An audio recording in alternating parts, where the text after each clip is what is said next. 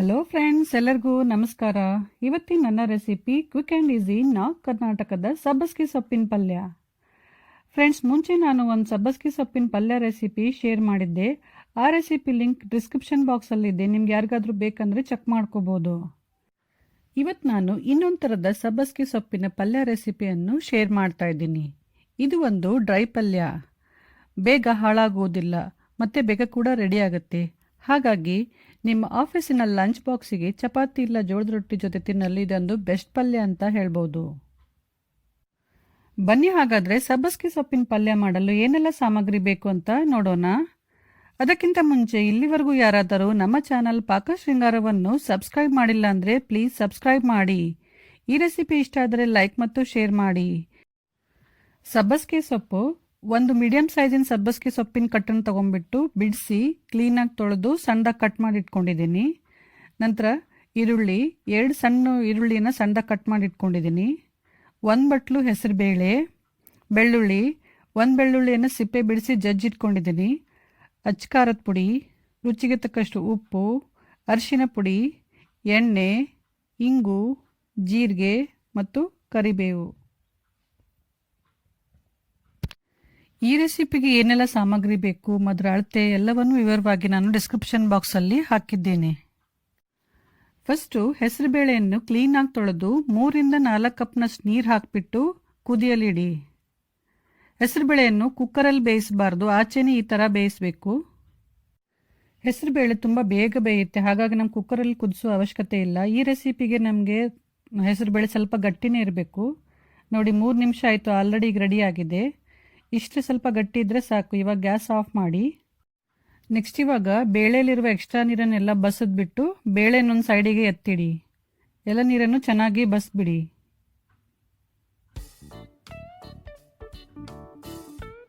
ಇವಾಗ ಪಲ್ಯ ಮಾಡಲು ಒಂದು ಕಡಾಯಿ ಬಿಸಿ ಮಾಡಿ ಅದರಲ್ಲಿ 3ರಿಂದ 4 ಟೇಬಲ್ ಸ್ಪೂನ್ ಎಣ್ಣೆ ಹಾಕಿ.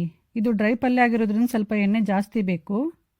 ಎಣ್ಣೆ ಕಾಯ್ದ ಮೇಲೆ ಜೀರಿಗೆ ಹಾಕಿ, ಆಮೇಲೆ ಕರಿಬೇವು, ಇಂಗು, ಈರುಳ್ಳಿ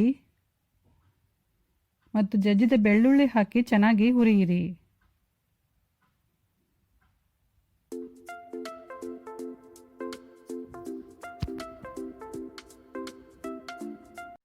ಈರುಳ್ಳಿ ಮತ್ತು ಬೆಳ್ಳುಳ್ಳಿಯನ್ನು ಚೆನ್ನಾಗಿ ಹುರಿದ ಮೇಲೆ ಕಟ್ ಮಾಡಿದ ಸಬ್ಬಸ್ಗೆ ಸೊಪ್ಪು ಹಾಕಿ ಮತ್ತೆ ಚೆನ್ನಾಗಿ ಹುರಿಯಿರಿ.